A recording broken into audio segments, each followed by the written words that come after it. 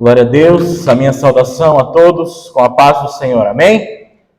Vamos aproveitar que estamos em pé, vamos fazer uma leitura no texto bíblico que se encontra no Evangelho de Mateus, no capítulo 2, no versículo 1 a seguir. Uma narrativa conhecida nossa, acredito que de todos os cristãos, mas sempre é bom relembrar a palavra de Deus. Mateus, capítulo 2, versículo 1 a seguir. Glórias sejam dadas a Deus. Mateus, capítulo 2, versículo 1 a seguir, diz assim o texto da palavra do Senhor. Tendo Jesus nascido em Belém da Judéia, nos dias do rei Herodes, eis que vieram os magos do Oriente a Jerusalém e perguntavam: onde está o recém-nascido rei dos judeus? Porque vimos a sua estrela no Oriente e viemos para adorá-lo. Ao ouvir isso, o rei Herodes ficou alarmado e com ele toda Jerusalém. Então Herodes convocou todos os principais sacerdotes e escribas do povo e lhes perguntou onde o Cristo deveria nascer. Eles responderam: em Belém da Judéia, porque assim está escrito por meio do profeta.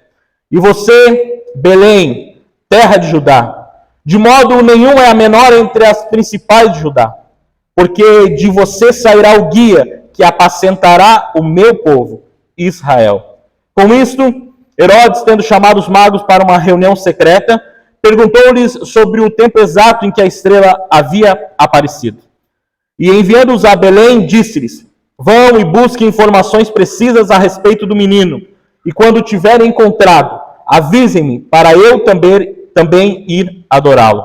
Depois de ouvirem o rei, os magos partiram, e eis que a estrela que viram no Oriente ia adiante deles, até que, chegando, parou sobre onde o menino estava. E vendo eles a estrela, alegraram-se com grande e intenso júbilo. Entretanto, na casa viram o menino com Maria, sua mãe. Entrando na casa, viram o menino com Maria, sua mãe. Prostrando-se, o adoraram e, abrindo seus tesouros, entregaram-lhe suas ofertas, ouro, incenso e mirra. E, tendo sido avisados por Deus em sonho para não voltar à presença de Herodes, os magos seguiram por outro caminho para a sua terra. Vamos orar ao Senhor mais uma vez? Feche seus olhos neste momento. Vamos falar com Deus. Nosso querido e amado Deus, em nome de Jesus, o teu Filho amado, nós chegamos mais uma vez diante da tua presença, neste momento aonde vamos ouvir a tua palavra, Senhor. Os nossos corações, os nossos ouvidos, Senhor, pedimos que estejam abertos da mesma forma que pela nossa própria vontade queremos que estejam abertos para ouvir a tua voz. Fala conosco, Senhor. Nos dirige, Senhor. Queremos ouvir a tua voz. Em nome de Jesus, amém. Os irmãos podem ocupar seus lugares. Glória a Deus. Irmãos, nós fizemos leitura de um texto que provavelmente vocês já escutaram. Parece aquele texto fixo de uma data especial, de um momento especial que é o Natal. Diga-se de passagem, é um momento especial. Quando nós chegamos próximo ao dia de Natal, ou ao dia de Ano Novo, nós estamos perto ou próximo de romper um ciclo. Como assim? Nós estamos prestes a encerrar um ano, nós estamos prestes a quê? A tentar mudar de vida. Porque o ser humano, por mais, falando de uma questão moral apenas, por mais que tenha suas dificuldades vindo da questão do fruto do pecado, a sua ignorância, a sua raiva, a sua ira, aquilo que faz e que vem de dentro da nossa própria natureza, quando nós chegamos próximo a essa data, próximo de um rompimento de um ciclo, o ser humano fica feliz e o ser humano quer uma mudança. É só nós fazer esse exercício aí, não somente como apenas um ser humano, mas sim como uma pessoa que entregou a sua vida a Cristo e que também é templo do Espírito Santo. Nós chegamos nessa época, nesses momentos, e nós começamos a fazer plano, queremos criar metas, queremos avançar, queremos crescer, queremos romper mais no ciclo. E a data de Natal não é só porque ela está próxima do Ano Novo que ela é importante. Mas ela é muito mais importante porque, como a gente comentou antes, nós estamos comemorando o nascimento de um menino. E é interessante por que o dia de Natal se tornou tão especial, por que o aniversário deste menino, o nascimento deste menino se tornou tão especial. Porque, primeiramente, algo gritante que rompeu a lógica do mundo. Meninos hoje querem se tornar homem, você quer evoluir. Homem é aquela frase, homem quer se tornar reis, você quer crescer. Reis querem se tornarem deuses, porque não estão apenas suficientes com aquele poder, eles querem mais. Mas somente um Deus quis se tornar um menino. E o porquê que o rompimento desse ciclo se torna gritante aos nossos olhos? Porque não é óbvio. É algo que não é o nosso natural. Deus veio ao mundo para passar por todas as etapas e na sua vida, na sua missão terrena, deixou clara a questão da criança, principalmente relacionada a quê? A um fundamento, a uma essência que o ser humano foi criado.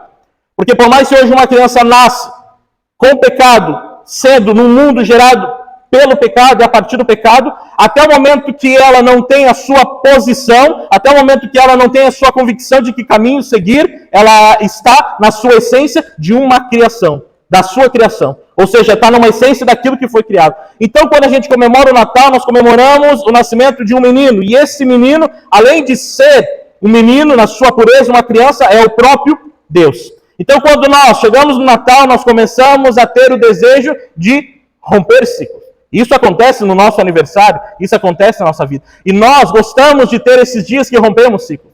E ao mesmo tempo, como eu comentei várias vezes aqui, eu comentava acho que na semana passada, retrasado, com o Rafael, no dia do nosso aniversário, o mundo pode ter caído sobre nós, mas nós estamos num nível que ninguém atrapalha. Porque nós estamos rompendo um ciclo e na nossa cabeça nós estamos na imaginação. Esse é meu dia, nada vai atrapalhar, eu sou superior a todos os obstáculos, porque nós estamos rompendo o dia.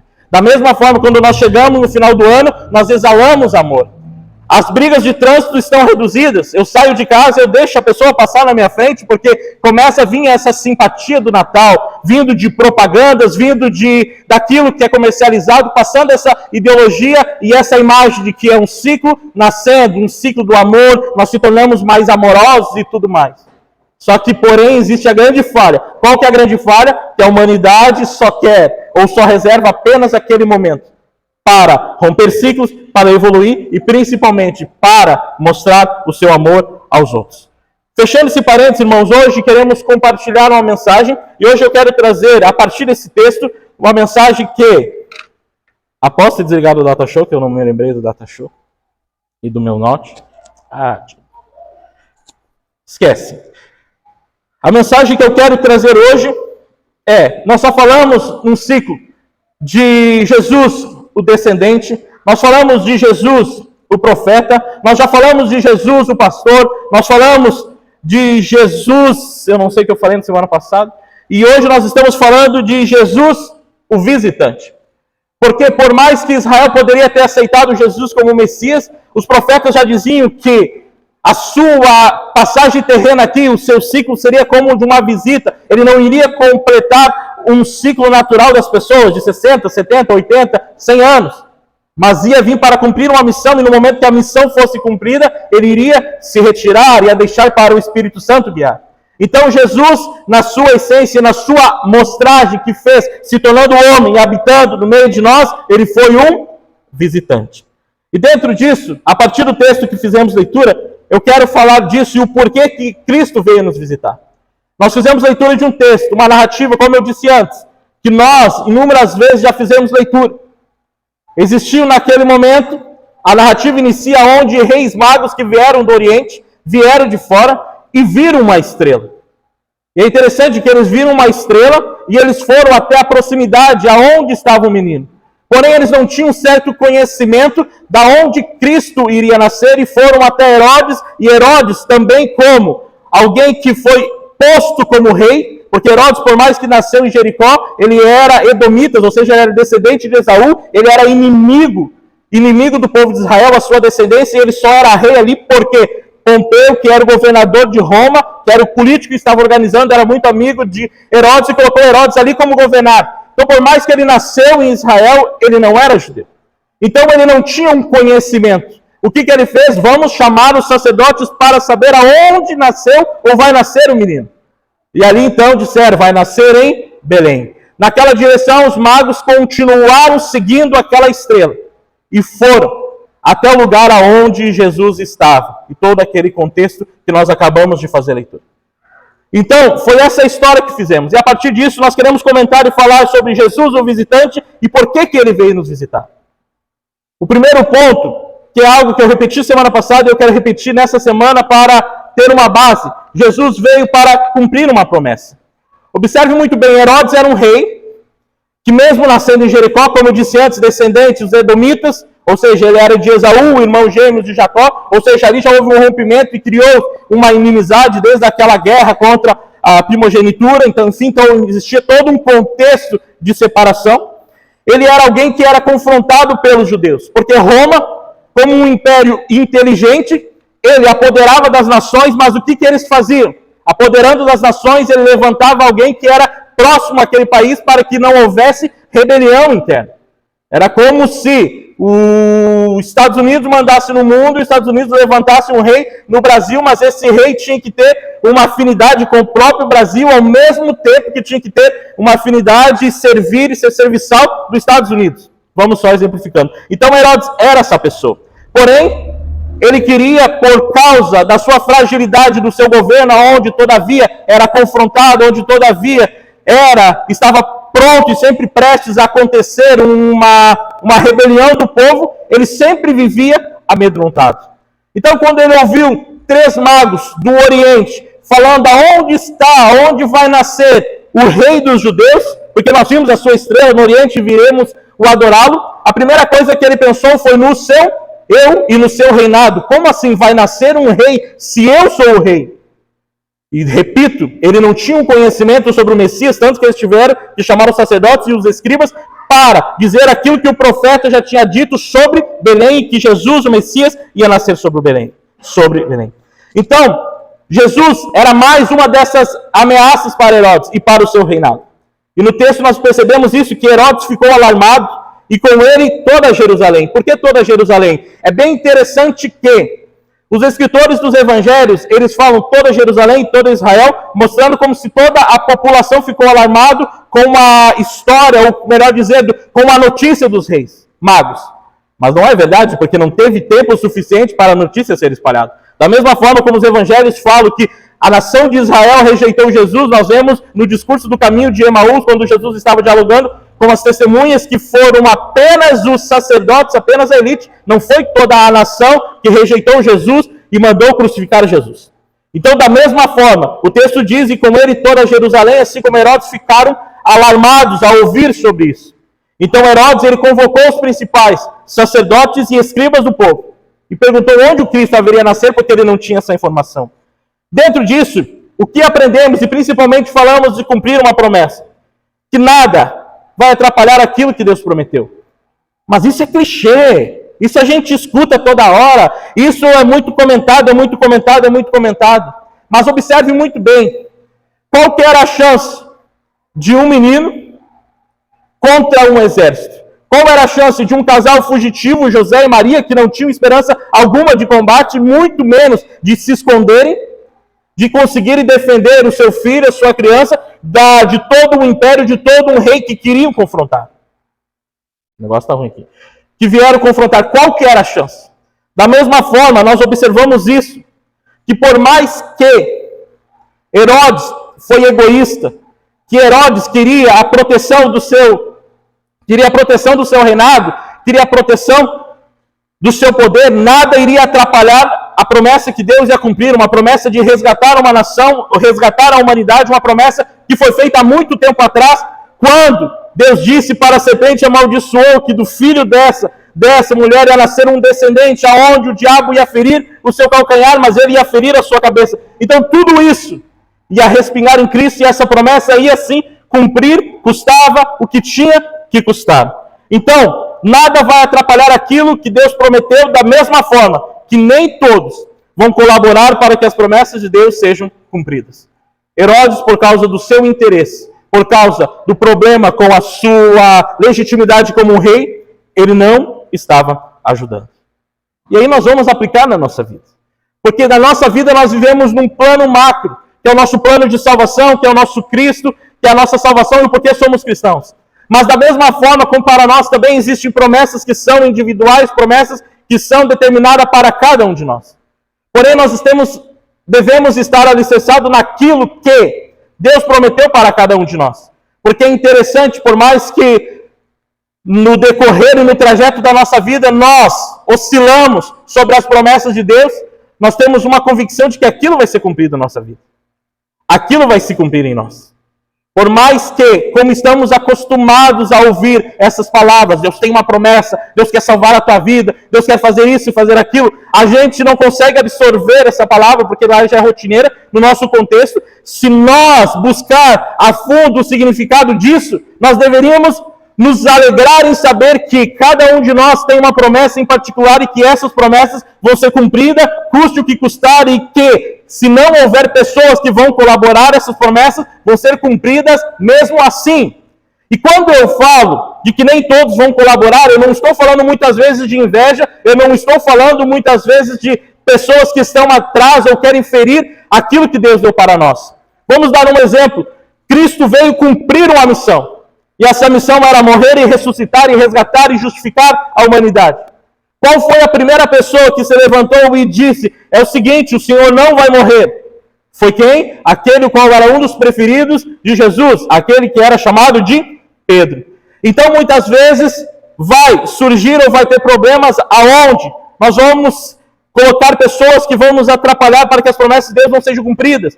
E repito novamente, não é porque às vezes essas pessoas estão com pensamentos ruins, mas sim porque, às vezes, por uma afinidade de coisas, por uma palavra que a gente quer, muitas vezes, colocar ela como extrema, como ruim, que se chama o egoísmo.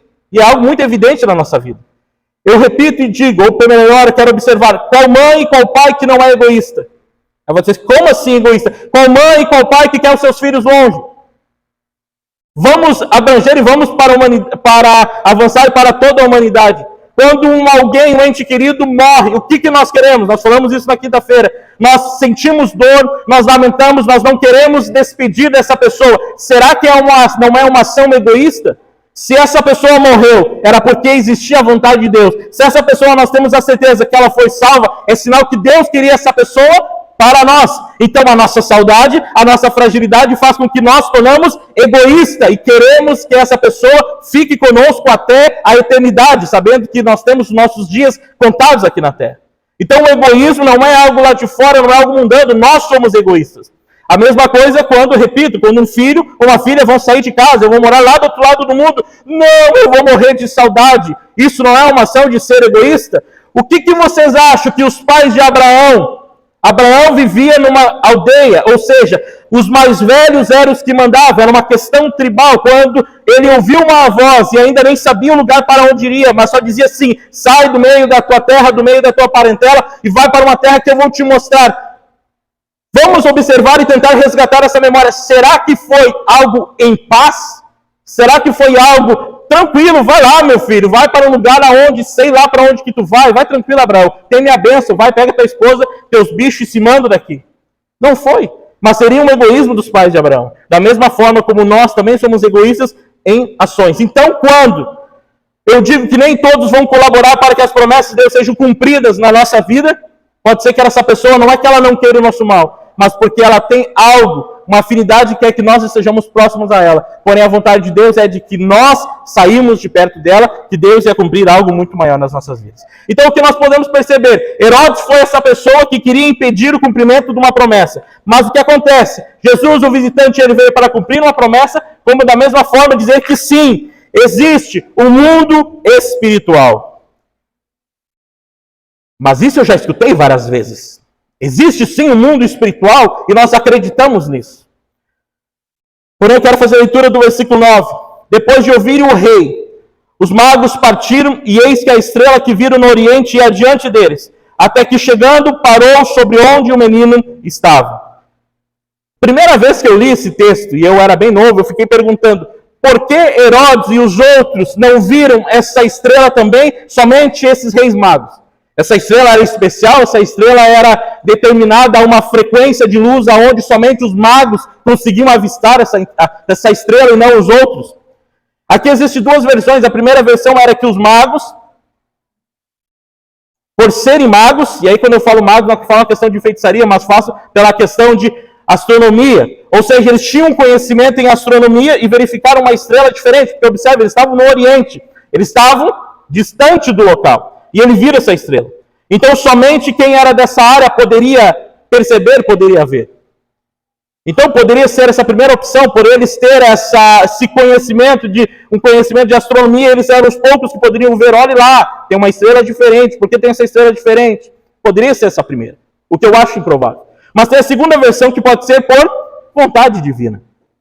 Pode ser por algo que Deus estava reservando para aquelas três pessoas, como uma confirmação de que algo especial estava por acontecer a partir da vista daquela estrela.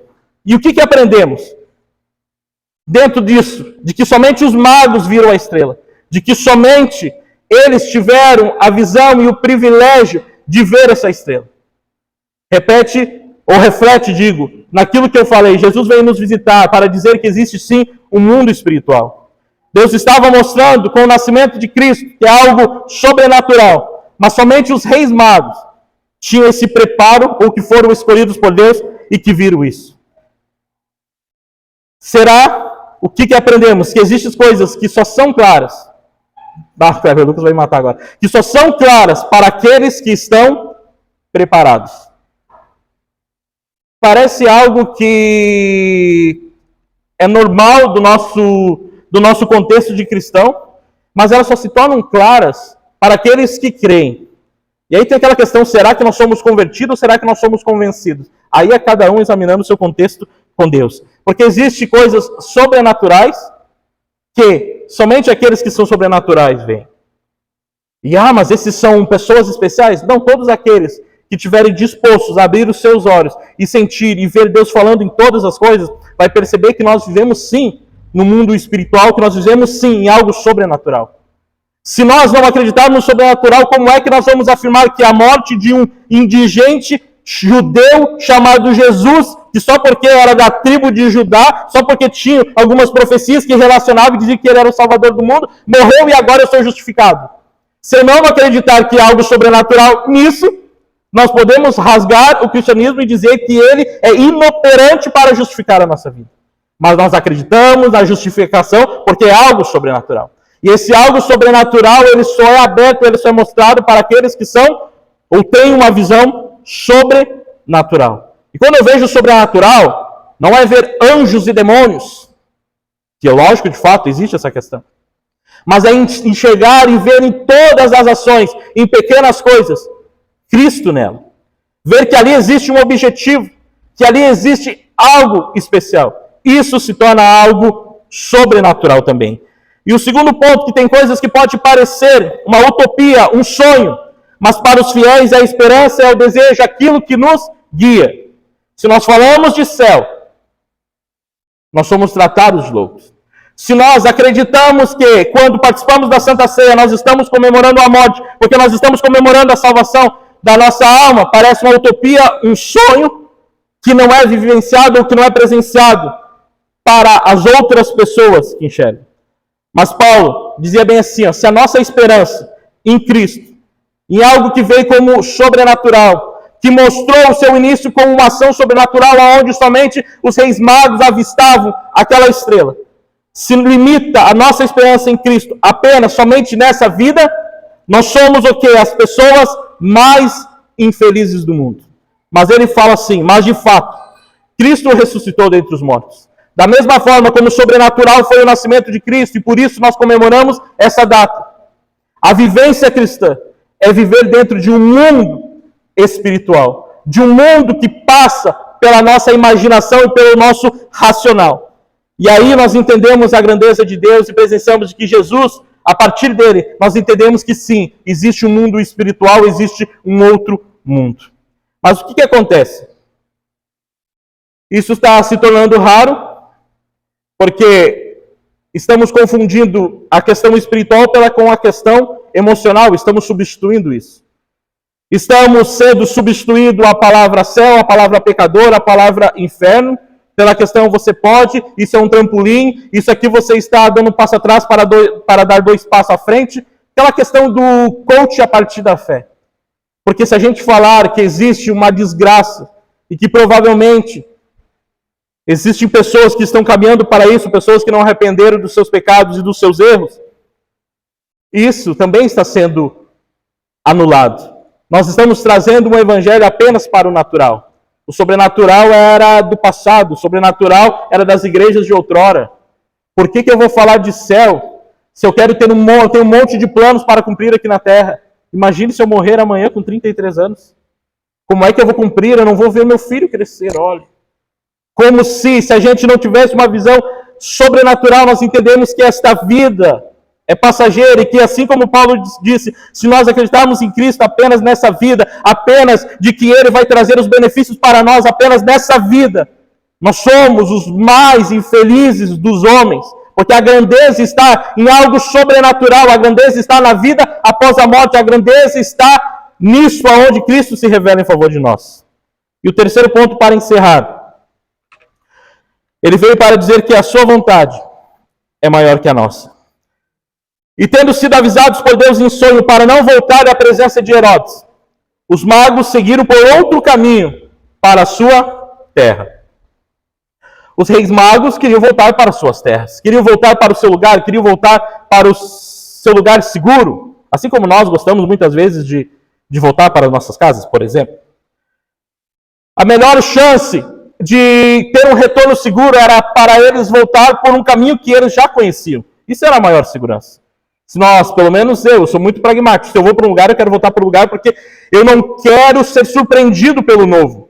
É a mesma coisa. Mas se vamos comprar um X, eu digo, não, esse X é deste lugar. Tá, mas por que a gente não vai experimentar lá e tal? Nós não vamos experimentar porque hoje a minha fome está muito grande e eu não quero arriscar de comprar um X e não for aquilo que eu queira e eu fique passando fome e fico frustrado por não comer aquilo que eu queria comer. A mesma coisa, nós somos resistentes ao novo porque nós queremos o saciar aquela questão daquilo que é somente o nosso objetivo naquele momento. Então, para os reis magos, provavelmente eles queriam voltar pelo mesmo caminho, por um lugar onde eles já conheciam. Porém, a primeira observação que é levantada aqui, não é a partir daquilo que é bom para você, mas daquilo que é bom para o reino. Para os reis magos, um caminho que já conheciam era o caminho mais seguro, era o caminho mais propício. Porém, como é levantado naquela primeira observação, não é a partir daquilo que é bom para nós, do que é para você, mas daquilo que é bom para o reino. E aqui é interessante. Aquilo que é o teu plano, aquilo que é o teu objetivo de vida, pode ser que seja totalmente diferente ou pode ser que não esteja alinhado com a vontade de Deus. Eu acho interessante, quando eu li e reli várias vezes a história da tentação de Jesus, e eu ficava perguntando por que essa narrativa entra. Volta a Jesus. Por que essa narrativa entra na Bíblia? Qual que é o propósito disso? E a gente observa as três tentações que o diabo proporcionou ou que tentou Jesus, é as três maiores fragilidades da humanidade. Primeiramente, Jesus saiu de um jejum de 40 dias, 40 noites. Ele estava o quê? Passando fome, estava morrendo, queria comer. Aí o diabo diz assim, se tu é filho de Deus, transforma essas pedras em pães. E aí Jesus diz assim, não, Satanás, porque nem só de pão, nem só da necessidade vive do homem, mas de toda a palavra que sai da boca de Deus. Ou seja, Jesus veio compreendendo a missão de que não era os seus problemas, não era somente aquilo que solucionava o problema dele, mas era uma visão macro, era uma visão de reino, era algo muito maior. Da mesma forma, Jesus, como ser humano que foi, ele passou por várias dificuldades. E dessas dificuldades, como homem que ele foi, provavelmente muitas vezes ele queria voltar para trás. Quando ele disse, Deus, passa de mim esse cálice. Mas mesmo assim ele compreendeu na primeira tentação que o objetivo, que a sua vontade, que a sua fragilidade, que o seu desejo não é o foco, mas sim o reino de Deus. O conforto dos magos, que era o caminho de volta pelo mesmo caminho, não era a vontade de Deus. Por quê? Poderia ali haver um sinistro, porque Herodes só estava esperando a informação dos reis magos para que eles fossem lá e matassem Jesus. Então, em sonho apareceu, Deus mandou eles irem por um caminho diferente. E a segunda observação que eu acho interessante, é melhor um caminho novo. Deixa eu falar da segunda tentação de Jesus. O diabo foi e leva Jesus para o pináculo do templo e fala, te atira daqui, que Deus vai mandar anjos para que te guarde e te proteja. Aí é o segundo ponto. Qual que é o segundo ponto? Aonde muitas vezes nós fizemos isso, dessa segunda tentação, o que que é? Nós fizemos plano, começamos o plano pela força do nosso braço, e aí nós só vamos chamar Jesus lá no meio do caminho quando tudo é errado.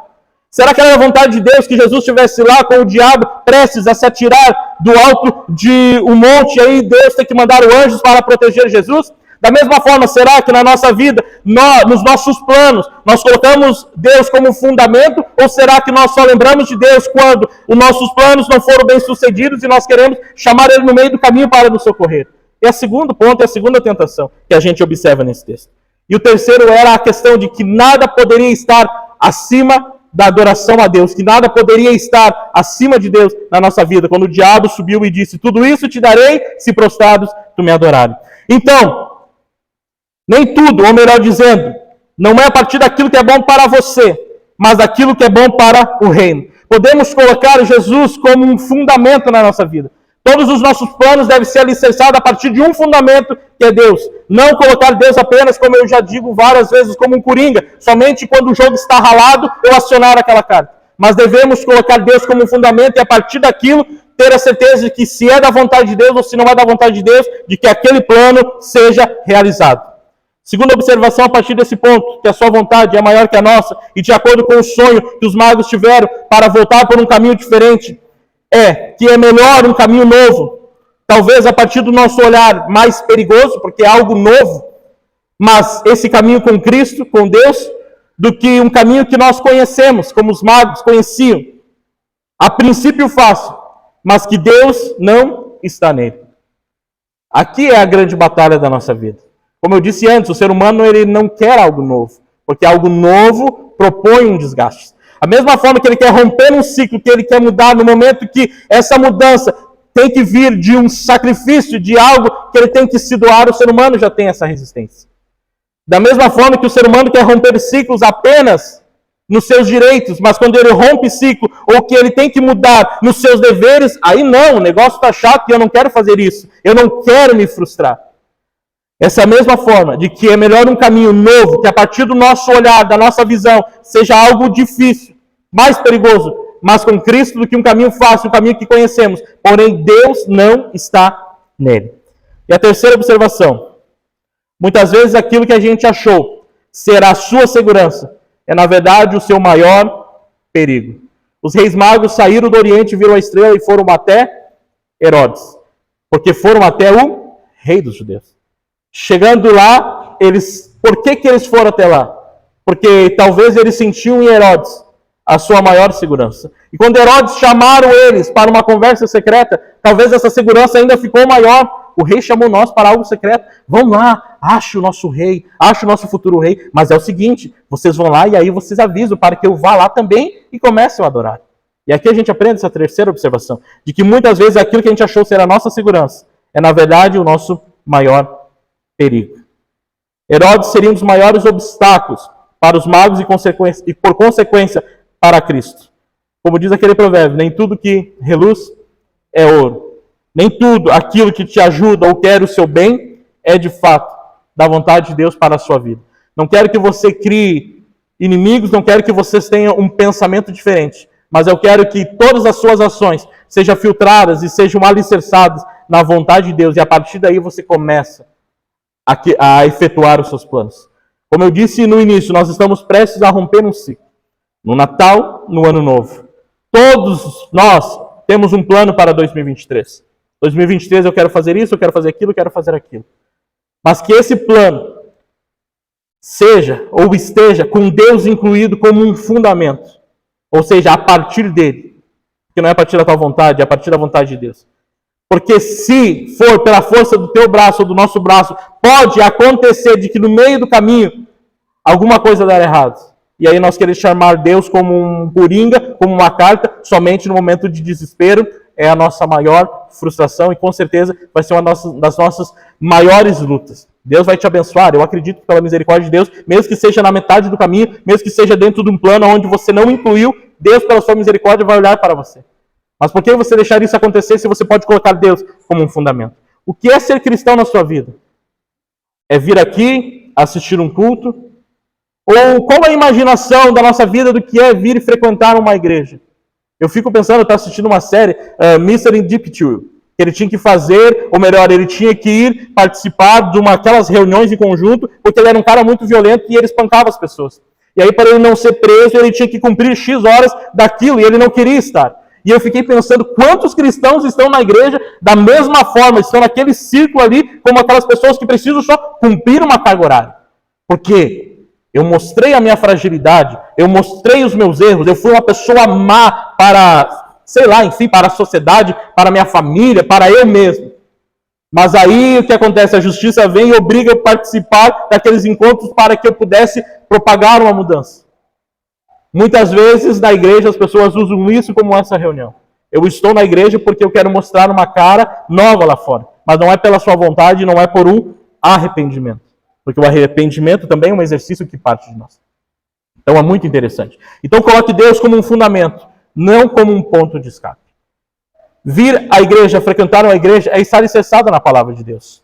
Ou eu aceito Deus como um todo, ou eu aceito toda a sua palavra, ou eu aceito tudo aquilo que Ele preparou para mim, ou eu estou vivendo um evangelho convencido, aonde eu não sou convertido, aonde eu acho que isso aqui é muito bom, isso aqui realiza o meu eu, mas que o meu eu ele é realizável, mas ele não pode ser tocado, principalmente quando eu sou confrontado pela própria palavra de Deus. Qual que é o benefício do evangelho para a sua vida? Nós estamos rompendo um ciclo. Nós queremos algo novo. Coloque Deus como seu fundamento. Coloque Deus como a sua base. E sirva a Ele. Coloque Ele como teu princípio de vida. Sirva a Ele. Fale dele e faça com que Ele seja a tua base. Eu tinha 18 anos quando eu casei. 18 anos e 43 dias, ou 47 dias. Não importa. Cara, eu queria casar. Mas quando eu vim para cá, eu percebi que eu queria logo voltar para Panambi. Porque é longe de ficar dos pais, é longe de ficar... O sogro e a sogra, por mais ruim que são, em alguns aspectos, é bom ter, porque é uma segurança. Mas eu vim para cá. E tudo que a gente construiu para querer voltar para lá, até certo momento, tudo deu errado. E quando nós podíamos, nós sentimos um descanso de que era para nós ficarmos aqui. E às vezes é chato, porque a gente tem a nossa própria vontade. Nós queremos estar em lugares... E muitas vezes nós vamos para outros lugares pela nossa necessidade, não pelo nosso prazer. Se fosse perguntar para cada um de nós que não precisasse trabalhar amanhã na segunda-feira, talvez o último lugar que você queria estar hoje, num dia de Natal, era numa igreja passando calor. Talvez você queria estar na praia, imagina estar em Abu Dhabi, com shake, só no ouro. Imagine. Imagina poder estar em outros lugares lindos, ou imagina poder estar em casa assistindo minha TV debaixo do meu ar-condicionado, assistindo a minha série. Mas às vezes o que acontece? Aqui há uma interpretação daquilo que você compreende como a sua caminhada de fé. Você veio aqui para prestar uma adoração a Deus, logo ser beneficiado pela sua necessidade? Ou você só veio para cumprir tabela porque você está devendo algo para outros ou que os outros vão achar em relação à sua vida? É isso, é esse pensamento.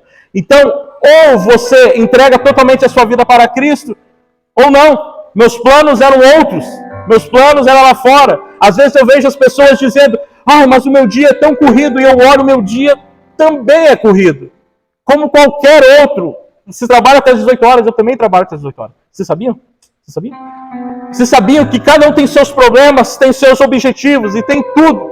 Mas o que nós devemos compreender a partir disso? Cada um faz aquilo que quer da sua vida. Mas quando você coloca Deus, aí eu tenho que dizer a partir da palavra aí, posso intervir na tua vida se você quiser, se você não quiser, você pode fechar seus ouvidos agora, mas eu tenho que te dizer que você deve colocar Deus em todo o processo da sua vida e não só na parte que te beneficia. Tem que colocar em todos os momentos. Então abrace isso. No dia do Natal, no dia do início de 2023, um novo ciclo vai iniciar. Abrace isso e coloca Deus como fundamento para a sua vida. Reflete aquilo que está dentro de você. Eu falei uns 3 domingos atrás, quando o Rodrigo Silva falou que, primeiramente, no mercado a gente ouvia aquela questão de que tudo aquilo que a gente foca expande, né? A gente olha, a mulher grávida, aparece a mulher grávida, enfim. Da mesma forma como as pessoas estão programadas para visualizar somente as coisas que elas querem, ou melhor, as coisas que elas mais têm dentro da sua essência. E aí elas começam a enxergar em tudo problema. Elas conseguem enxergar na sua vida apenas desgraça. E aí, da mesma forma, existem outras pessoas diferentes que conseguem enxergar só bênção. Por quê? Porque é um exercício da nossa visão. Existem pessoas que, se você tem medo de perguntar, e às vezes a gente vem com um cristão e pergunta como é que tá? Ah, meu Deus, o mundo é horrível. Então larga Cristo, porque se o mundo está horrível, está faltando alguma coisa, ou Cristo nunca entrou na sua vida. E isso é um exercício que nós devemos fazer, um exercício moral, é um exercício do nosso psicológico, que reflete o que é nós entregarmos a nossa vida, o que é uma conversão. Não é um estalar de dedo, não é o Espírito Santo chegou a convertir 180 graus, 90 graus, melhor dizendo, ou 180 e mudei. É um exercício que acontece dia após dia. Eu agora vou, qual que é a minha fragilidade? Minha maior fragilidade é isso, então eu vou evitar. Se eu gosto de falar isso e causa desgraça para a minha vida, então eu vou tentar fazer o exercício de não falar isso.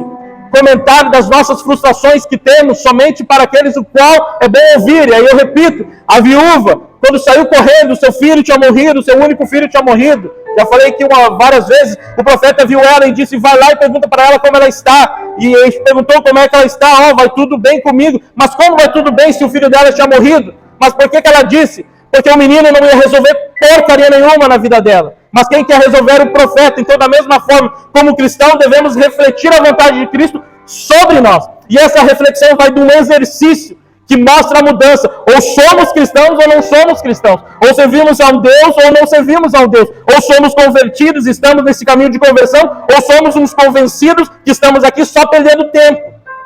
É um exercício que devemos fazer. Colocamos Deus como nosso fundamento. Colocamos Deus como a primícia da nossa vida. Jesus veio, Ele se revelou como um profeta, como um descendente, como um salvador, como um visitante, com o objetivo de te resgatar, de pagar um alto preço. Olha a dimensão da palavra que diz Ele amou o mundo de tal maneira. É muito mais do que o amor que você tem pelo seu filho, pela sua filha. É muito maior do que o amor que você tem pelo seu pai, pela sua mãe. É muito maior. Então, nesse objetivo, Ele colocou à disposição da tua vida, para que você tome uma posição.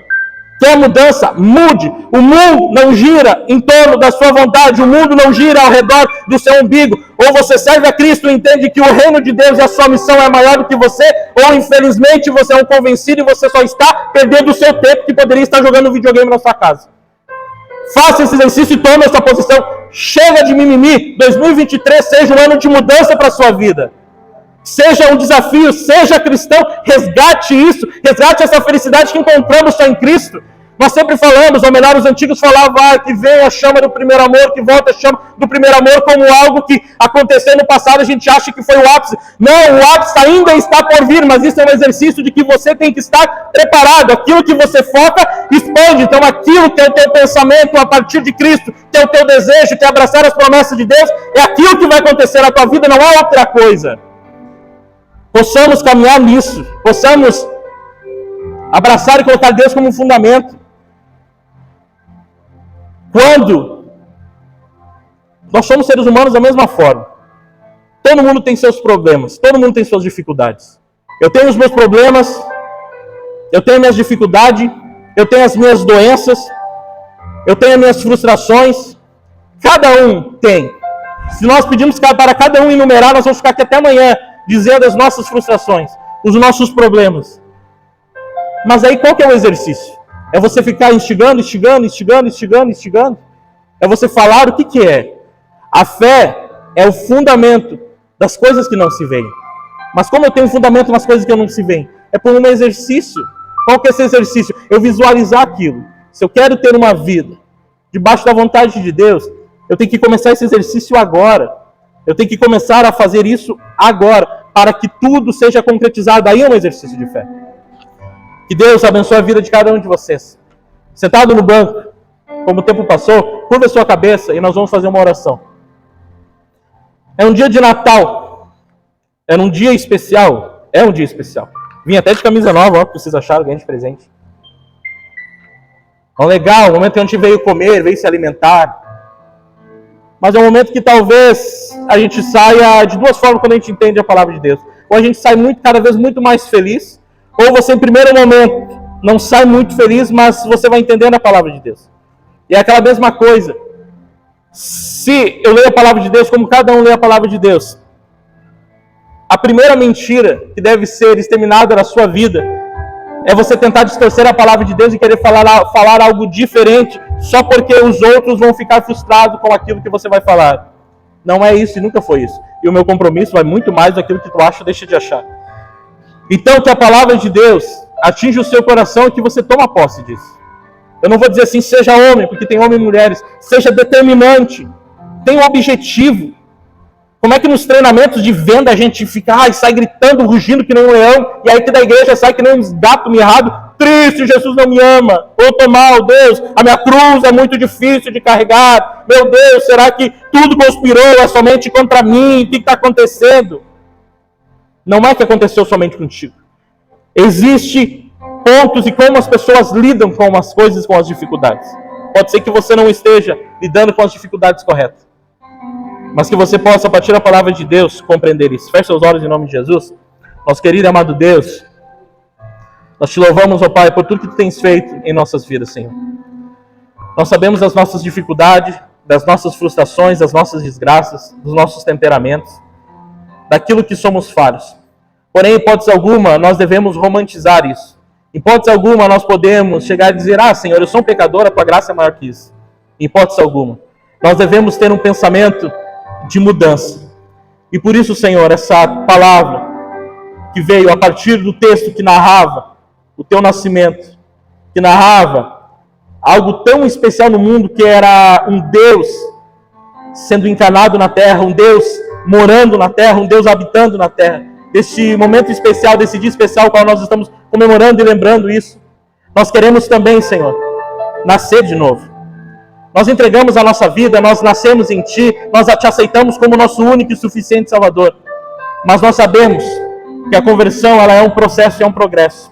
E cada dia nós queremos nascer de novo, cada dia nós queremos crucificar o nosso eu, cada dia nós queremos matar o nosso eu.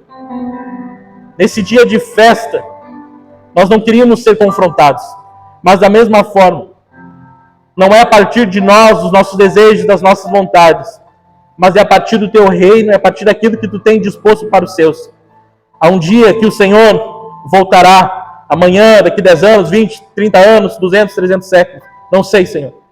Mas enquanto o Senhor não voltar, nós queremos estar preparados. E essa preparação parte.